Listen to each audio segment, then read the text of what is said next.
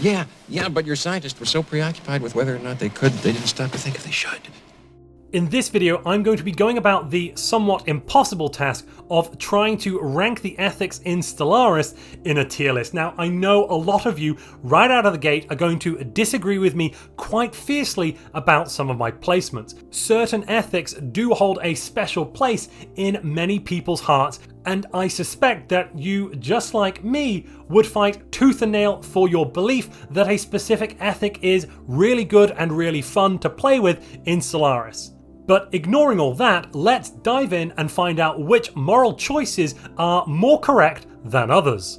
As ever, we're going to start right at the bottom with the F tier. Now, I do want to preface this by saying all of the ethics in Stellaris are good. You always want to choose and spend all of your ethic points rather than not spending them. So from this point of view, the F tier doesn't necessarily mean they are outright bad.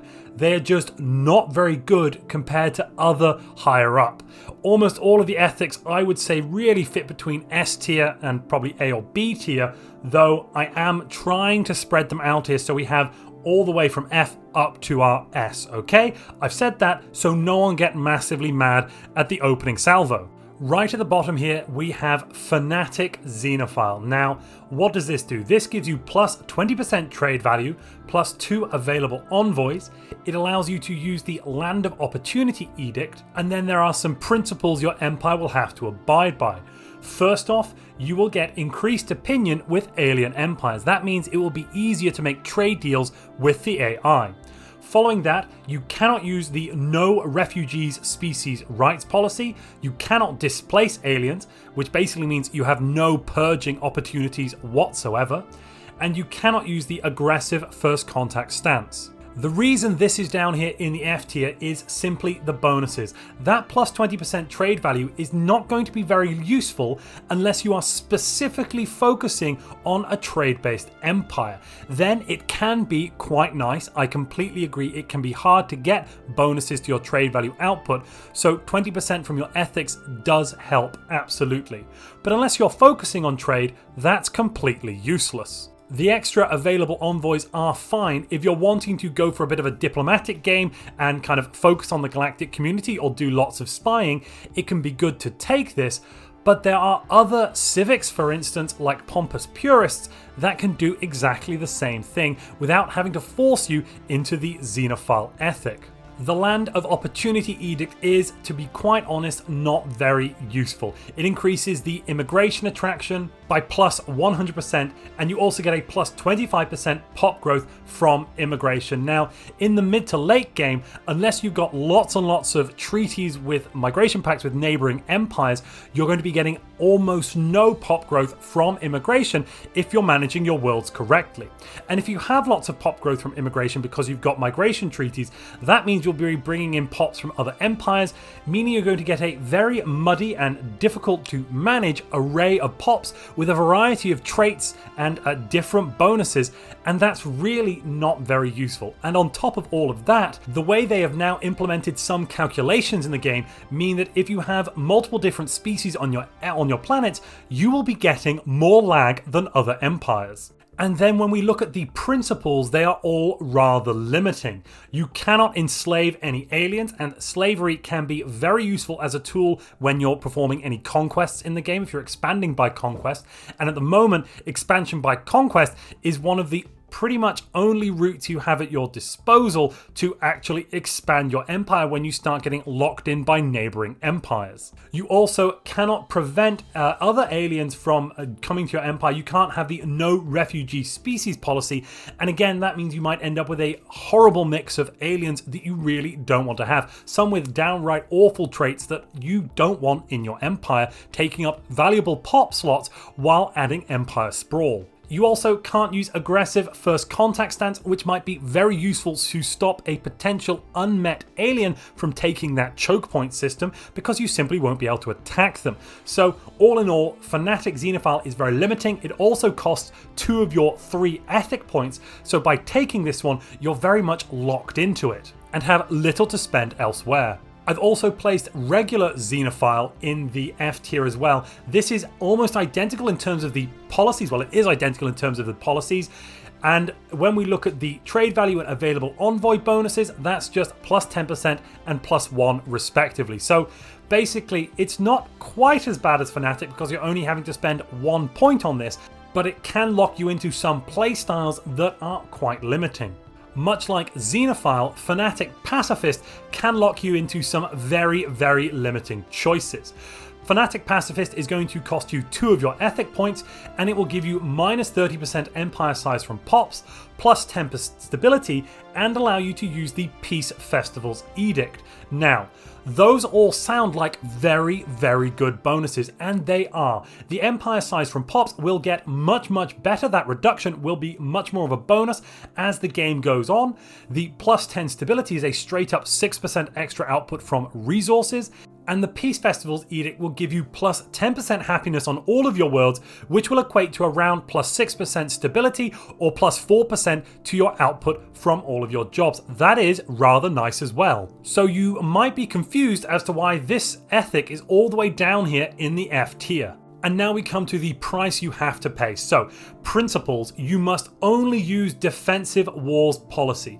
That means you can never demand vassalage from a neighbor, anything like that, because you're stuck to defensive wars only. You simply will not be able to attack any of your neighbors or take anything from them unless you manage to convince them to attack you first, which is possible, but you are massively limiting the options available to you in the game, and that, from my opinion, is simply not a fun way to play. You don't want to limit your opportunity and choice in a game like Stellaris. You also cannot use indiscriminate orbital bombardment, which is the much better of the 2 types of bombardment available to most empires, meaning when you're actually in a war, being able to bombard down planets will be much, much more difficult. And finally, you of course will not be able to use aggressive first contact stance just like Xenophile, which is, as I mentioned before, something of a limiting issue.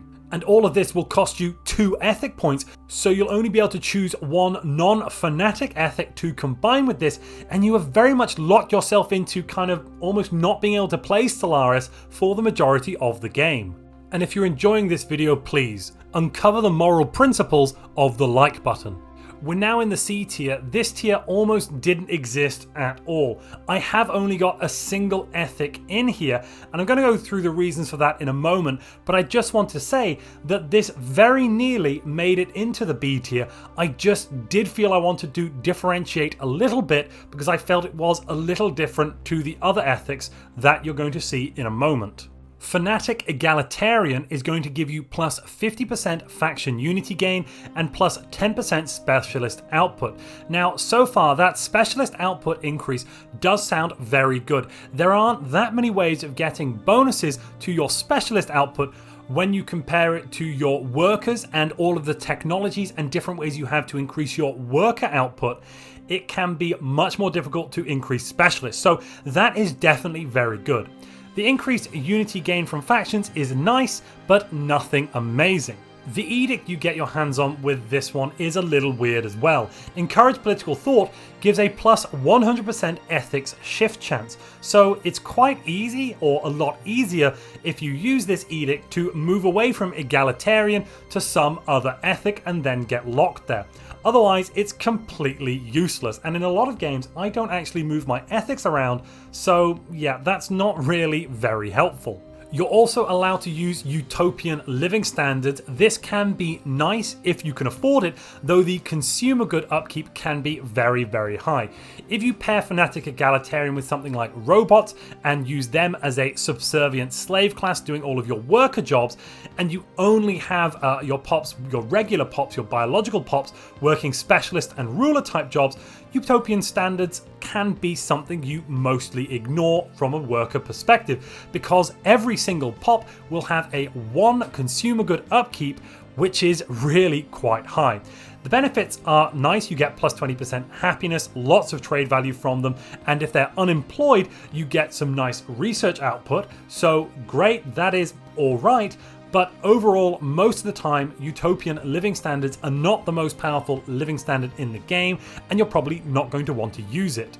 Though I will say, if you're pairing this with Xenophile and going for some sort of trade-based empire, that can be very powerful.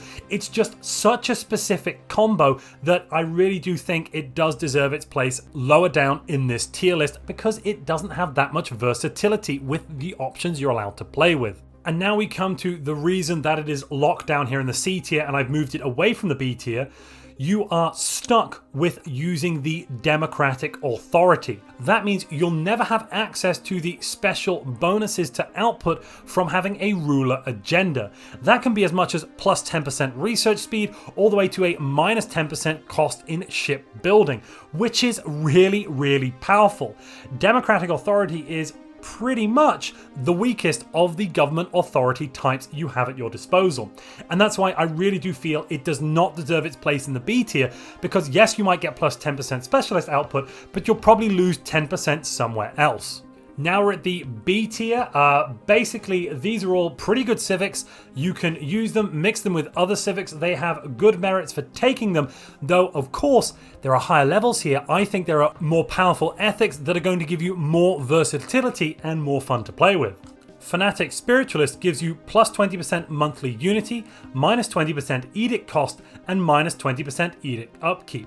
All three of those are kind of fine. Unity is more useful now in patch 3.3, and those reductions to edict cost and edict upkeep can mean you're able to use edicts much longer into the mid game where you otherwise wouldn't be able to. But overall, spending 2 extra points to go from 10 to 20% on all of these, I really don't feel it's worth it.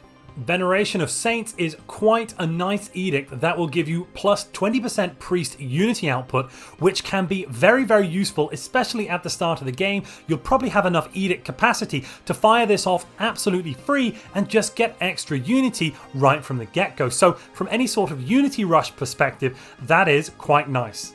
You also get access to the temple building, which will replace your regular Unity workers, your administrators, with priests. Priests basically are exactly the same as administrators, except they produce an additional 2 amenities. That means you'll have much less in the way of amenities issues and thus higher pop efficiency on most of your planets. So that is definitely a positive.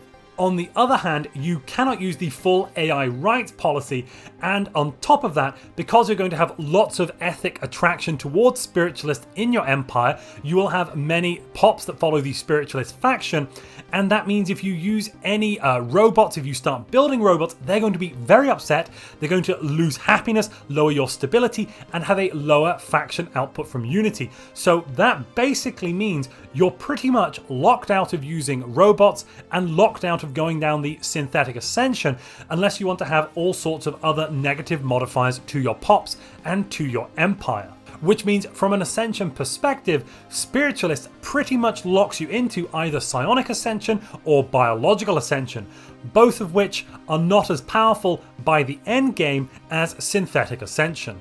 And that is why this civic gets worse over time, because it locks you out of that extra pop growth early on that a regular biological empire can have from building robots.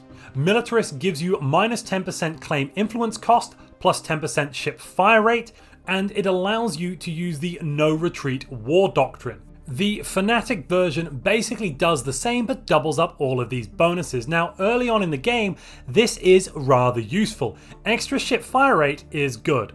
But as the game goes on and you're racking up all of these ship fire rate bonuses from various sources, be they technological or civics or everything else you have at your disposal, the bonuses you're getting from this ethic will be less and less useful. That's why this one will get worse over time, and that's why I think it does deserve its place down here in the B tier.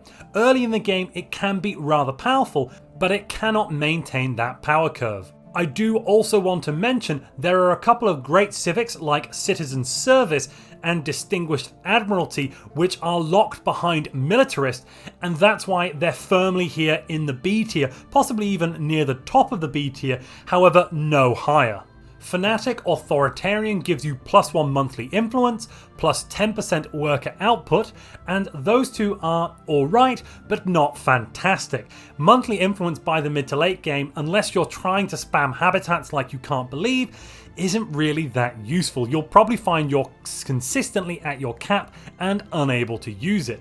Additionally, that extra 10% to worker output will pale in comparison to all of the other bonuses you're going to find you're getting from technology, different species rights types like slavery, and everything you can stack up there. So it's really not that powerful when we compare it to something like a bonus to specialist output. The edict unlocked with this one is Information Quarantine. This is a very good edict though. It will give you +5 stability, which is basically a 3% bonus to resources from jobs output, and +50% governing ethics attraction, which will indirectly boost the happiness and unity output of the pops in your empire. Then we get to something really good, and that is the Stratified Economy Living Standard. This is pretty much the best living standard in the game if you're going to go for an aggressive expansion and you're going to go and conquer other pops, and you will then need to make sure that those pops stay somewhat suppressed and you are able to effectively keep your stability up and not have lots and lots of revolts. Stratified Economy makes your ruler class and specialist have phenomenal political power as well as increased happiness bonuses, and therefore you end up with really high apparent happiness on your empire, even though many of your workers are being trodden into the dust. I will need you to use your imagination for a moment, but simply imagine it is a society where the top, let's say 1%, are able to live lives of tremendous luxury, and the rest of the population, because of the living standards and the way they have arranged their society, are content with having somewhat menial, miserable lives, being very close to the poverty line, and because of their, I want to say, complacency and buying into the system, they are not prepared to revolt or have any sort of political overthrow to remove these definitely unpleasant individuals in the top 1% who are abusing them. but that's just so hard to imagine. I couldn't believe that could really happen in the real world. And that's why authoritarian is really good. It also allows you to enslave aliens, but it does force you into the autocratic authority, meaning you can't go with, in my opinion, the best authority type, which in Stellaris is oligarchic. So whilst the living standards as well as the edict are very, very powerful, when we combine that with being locked into specific authorities and the bonuses not being that useful, that's why it does sit down here in the B tier.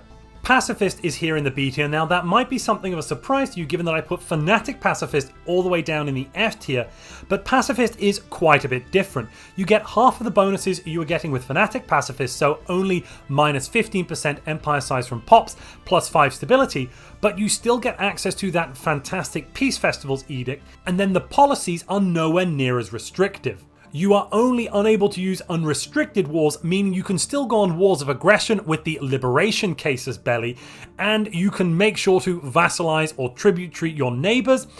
But yes, you can't use indiscriminate bombardment and you can't use the aggressive first contact stance. But that restriction on the war policy is very important here. You're much closer to being able to play a normal game of Stellaris. Finally, we have egalitarian. Like most of the civics, the bonuses here are half that of the Fanatic version, but you still get access to utopian living standards, and the specialist output bonus is rather nice. However, you are only unable to be imperial or dictatorial authorities, meaning you can still take oligarchic and therefore get access to agendas. So egalitarian is nowhere near as restrictive. But both this and the Fanatic version, if you pair it with something like Xenophobe, which would then allow you to have slaves, you're going to find you've got some happiness problems when you try to combine those two ethics together, and that can be something of a pain to deal with around the mid-game. But what do you think about this list? I know that ethics and ethic choices are a fiercely debated topic, and they hold a place in a lot of people's hearts in a very special way, quite different to things like civics or other aspects of the game. So if you disagree with me, if you have another idea, please let me know down in the comments below. In the A tier, we have some staples of good ethics in Stellaris. I expect in a lot of builds, a lot of powerful builds, you're going to see some of these ethics, if not a mixture of these ethics basically selectively together. So what have we got here? What's going on? Spiritualist has all of the issues that Fanatic Spiritualist had when we're thinking about the AI rights issues and everything like that. However, it also has most of the bonuses, temples, veneration of saints, etc. And on top of that, there is something of a hidden bonus Spiritualist has. You will end up starting the game with an additional industrial district. This means if you take something like Masterful Crafters, you will end up with +1 building slots as if you'd taken Functional Architecture. So Spiritualist with Masterful Crafters, which in my opinion is arguably one of the best civics for biological empires in the game, functions like you've taken Spiritualist with Masterful Crafters and Functional Architecture, basically, because you're getting +1 building slots. It's absolutely wild. And that's why this is comfortably here in the A tier. A lot of the best builds at the moment in competitive multiplayer for biological empires use Spiritualist and rely on that fact. Authoritarian has all of the good bonuses that Fanatic Authoritarian does, but it costs 1 less ethic point. You don't have as much in the way of worker output, it's only +5% and plus 0.5 monthly influence, sure, but you still get access to that fantastic stratified economy living standard, and you are not locked into being either imperial or dictatorial authority. You do get access to the oligarchic, which, as I've said before, is very, very important.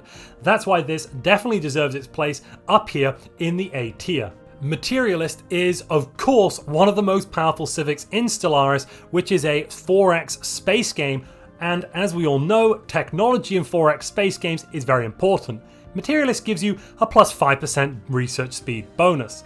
On top of that, you also get a nice but not massively useful at the start of the game -10% robot upkeep. You can use the academic privilege living standard, which, very much like the authoritarian living standard stratified economy, is going to weight your population heavily towards a political power and a political ruling class of rulers and specialists, and allow you to be very aggressive in your diplomatic choices and with your species rights. And if that isn't enough, it also gives you a nice +10% output from all of your researchers, which you cannot ignore. The downsides, if you can call them that, are that you cannot use the AI outlawed policy and you cannot use robotic workers outlawed.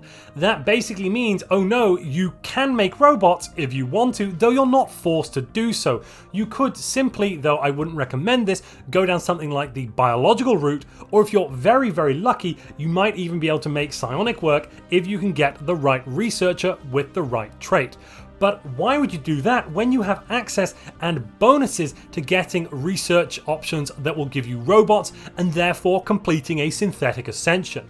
That's why Materialist definitely deserves its place here in the A tier. And because of that robot upkeep, as you move towards synthetic ascension, it is going to get better and better over time. Xenophobe gives you -20% starbase influence cost and +10% growth speed.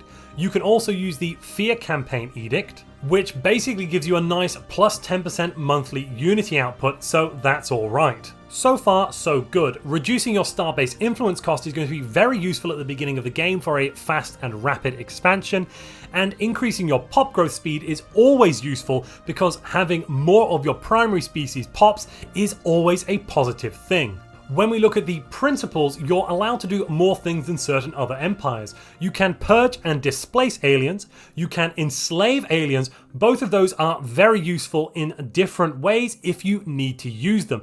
Enslaving aliens particularly can be very important if you're playing an aggressive playthrough and you want to conquer other empires and therefore blob up in the galaxy, because an enslaved alien has very little political power.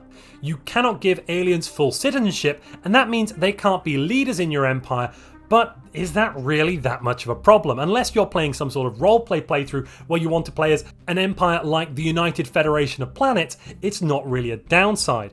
You also can't give them full military service, so they can't be admirals and generals. The refugees welcome policy cannot be used, and you cannot use the proactive first contact stance. Some of these limiting things are usually not that limiting in the game. The only main issue here is you will get a decreased opinion with alien empires. So if you're playing single player, you may find yourself at war more frequently than other empires, and you will need to be ready to deal with that. Lastly, in A tier we have Gestalt Consciousness. This gives you minus 20% war exhaustion gain, plus 1 monthly influence, plus 2 encryption, and you cannot change ethics. This also unlocks either the machine intelligence or hive mind authority types. Now I put this in A tier because both hive mind and machine intelligences can be some of the most powerful empires in the game at the moment. Specifically hive minds, they are very, very powerful as the game goes on. Their power curve and ability to ramp up is phenomenal, and that's why it is comfortably up here in the A tier. Minus 20% war exhaustion and plus 1 monthly influence along with the encryption. They're alright bonuses, but nothing special. The main positive here is what it unlocks. And if you're enjoying this video and the other videos on this channel and you'd like to support this channel, you can do so by becoming a channel member and joining, by supporting this channel on Patreon and becoming a patron, or alternatively using the affiliate link in the description and purchasing something from the Humble Bundle store. We've basically covered everything in terms of ethical alignment in Stellaris, but we have a couple of pieces of information left in the puzzle. I've not unlocked the S tier yet, and that's where we have finally ended up. So what is so good that I think it should go all the way up here at the top in the S tier? Fanatic Materialist costs 2 ethic points, and it is identical to Materialist except for the fact that you double your robot upkeep reduction and double the research speed bonus. From that point of view, I think it is really, really good. Yes, you might need to have another ethic here as well in the mix, mixing it with something like Authoritarian or Xenophobe. Probably Xenophobe is better, that way you can go with Academic Privilege living standards and then enslave any aliens you meet along the way, but there are quite a few options available to you with Fanatic Materialist, not least of which pairing in things like Egalitarian for extra bonuses to your specialist output, so you're going to get even more research available and you can really push through into a tech rush in the mid to late game. This has been, for a long time, since the start of the game actually, my favourite and most used ethic in my single player campaigns. Just like Fanatic Materialist, Fanatic Xenophobe is identical to its non-Fanatic counterpart, that is just Xenophobe, but you double up the bonuses. Plus 20% pop growth speed and minus 40% starbase influence cost. That plus 20% pop growth speed basically means your empire, if you start the game by building robots going with something like the Mechanist origin, will have the same pop growth potential as a hive mind empire. That is really, really good and cannot be understated. Especially given the fact that you still have 1 ethic point available at your disposal and can pick something else to mix with this, like for instance Materialist. Or if you're going for some sort of rush build, Spiritualist. I've talked a lot about slavery and its economic impact in this video. If you'd like to know more about slavery and how to optimize the output of your slaves, click the video on screen now.